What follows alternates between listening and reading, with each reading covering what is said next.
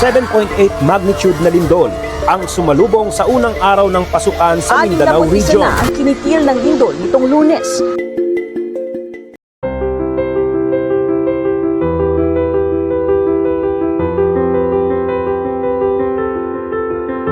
Kagigising ko lang, tapos maligo, papuntang work. Pagbukas ko ng pintuan, doon na nangyari ang paglindol.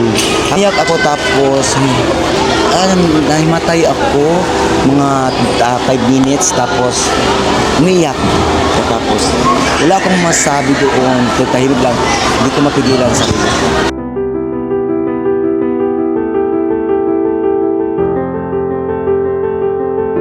Parang second life na siya. So, ipapatuloy talaga ang laban ko anong meron.